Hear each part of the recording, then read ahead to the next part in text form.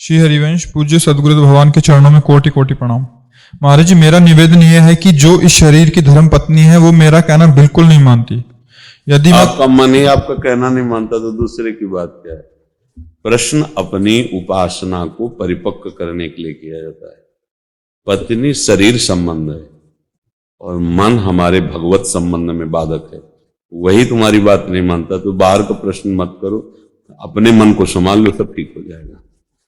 अपने मन को संभाल लो, अपने मन को भगवदाकार कर लो, प्रिया जी के चरणों में समर्पित कर दो तो आपको पत्नी पत्नी नहीं दिखाई देगी, उसमें जगतपति दिखाई देगा कि हमारी वासना की पूर्ति के लिए मेरा प्रभु मेरी पत्नी रूप लेके आया। समस्या का समाधान। तुकाराम जी महाराज, विठ्ठल विठ्ठल विठ्ठल केशव विठ्ठल विठ्ठल विठलाम, वो पानी भर के हर समय विठ्ठल विठ्ठल लगा रहता है।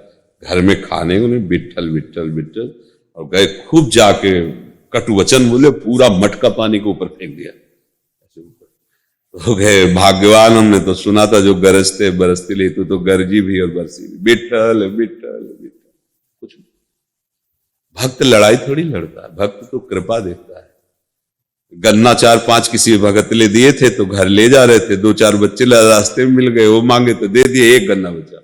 पत्नी ये दूर से देख रही थी, गए और एक गन्ना, उनका 4 और थे, बांट दिया ना। ये कुछ कमाता भी नहीं, जो मिलता भी है वो बांट देता, पूरा गन्ना टूट गया। तो उनका कोई बात नहीं, तोड़ना तो था ही, टूट गया, अच्छा है, कभी गुस्सा नहीं। तुम्हारी बात वो क्यों माने? तुम अपने गुरु की बात मानते हो, तुम भगवान की बात मानते हो। अगर मान लो तो सब भगवत स्वरूप है, कोई झंझट ही नहीं। तुम अपने को ठीक करो। यहाँ सांसारिक प्रपंच का निर्णय थोड़ी होता है, यहाँ भागवतिक निर्णय होता है। अपने मन को भगवदाकार कर लो तो वासुदेवा सर्वमित समात्मा सुदुर्लभा, कोई है ही नहीं। और अगर ये सोचो कि पत्नी तुम्हारे अनुकूल चले, तुम्हारे अधीन चले, ऐसा क्यों चले? तुम्हारी नौकर थोड़ी है। जैसे पुरुष शरीर में तुम उसके पति हो, ऐसे स्त्री शरीर की वही जीवात्मा भगवान का अंश है, वो अर्धांगिनी, उसकी भी कुछ मनोवृत्तियां, तुम्हारी भी मनोवृत्तियां। तुम अपनी मनोवृत्तियों को झुकाओ क्योंकि तुम सत्संगी हो, भगवत मार्ग के पथिक हो, झुकाकर उसे प्रेम में अधीन करो। शासन करने का अधिकार थोड़ी। जैसे लोग समझते हैं ना कि पत्नी एक साधारण चीज नहीं, जो जीवात्मा तुम हो वही जीवात्मा वो है। वो स्त्री शरीर में, तुम पुरुष शरीर में, और दोनों एक मित्र बन करके भगवत सलाह लेकर चलो मार्ग में। 3 गुण है माया के, हो सकता है तमोगुण स्वभाव, रजोगुण स्वभाव, तो तुम्हारे भाग्य के कर्माधीन होकर वो पत्नी बनी आके ना, निर्वाह करो। भक्त होना इसलिए कह रहे, लड़ो मत, मारो पीटो मत। अच्छी बात बता दी, नहीं मान रही तो जैसे हमारे शरीर में रोग है हम सह रहे ना, ऐसे उसको ये मानकर कि प्रतिकूलता सहने के लिए भगवान ने मुझे दिया। तुम्हारा भजन बनेगा, तुम्हारा भाव बन, अगर बिगड़ गया तो फिर रात दिन उसी घर में रहना, जलो और द्वेष करो। भजन तो सब चला जाएगा, तेरे दिन लात जूता होंगे, कोई मार्ग नहीं मिलेगा। ये बहुत गंदी बात है जो स्त्रियों को कोई नीचा समझता हो या स्त्रियों को अपनी दासी समझता हो, ऐसा नहीं समझना चाहिए। दोनों एक मित्र हैं, दोनों इस संसार मार्ग की गाड़ी जो चलती है ना, उसके पहिए दोनों के बराबर होते हैं। अगर एक भी छोटा उसमें लगा दो तो गाड़ी पलट जाएगी। ये जो लोग समझते हैं कि मैं पुरुष हूं तो बहुत बड़ी चीज हूं, ये स्त्री है तो एकदम छोटी बात है, ऐसी बिल्कुल गलत है। तुम्हारा जैसा जीवन है वैसे ही उसका भी जीवन है। हाँ, एक मित्र यदि गलत मार्ग का अनुसरण करे तो हम समझा सकते हैं, हम उसको उपदेश कर सकते हैं, उससे हाथ जोड़ सकते हैं, थोड़ा शासन दिखा सकते हैं, पर हम ये नहीं है कि वो हमारी मतलब अनुकूल चले, हमारे अनुकूल, क्योंकि उसकी भी तो अनुकूलता है।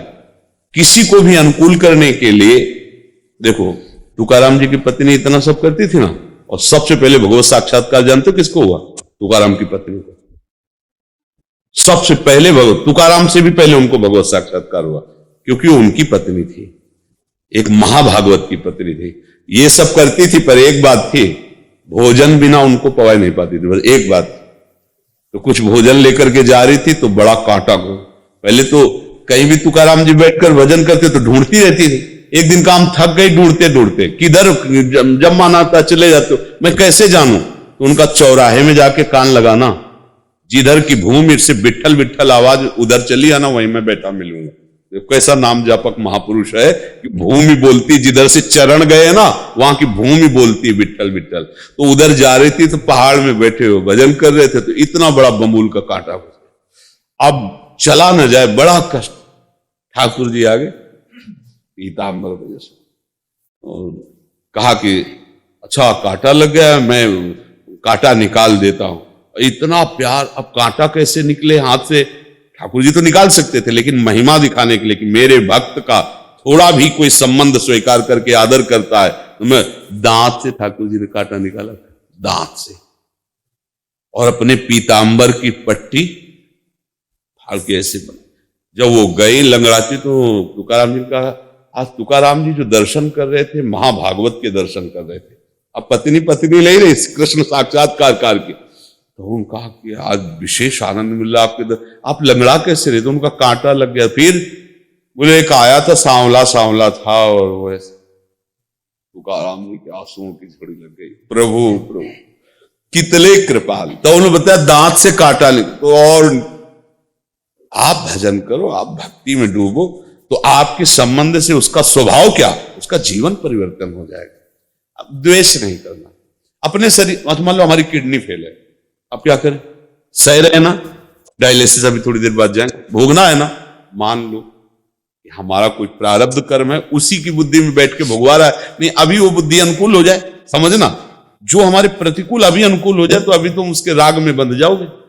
ठाकुर जी बड़े कृपालु, राग में ना बंधो, भजन में आगे बढ़ो और अपना भोग भोग लो जो तुम्हारे कर्मों का बसान। लड़ाई झगड़ा ये बिल्कुल सत्संगी को नहीं करना चाहिए। झगड़ा करना, चार लोग जाने कि तुम्हारा पत्नी में बैर भाव, ऐसा बिल्कुल नहीं होना चाहिए। तभी हमारे शिष्य, तभी हमारी धर्म मर्यादा का पालन कर सकते हो। समझ रहे ना?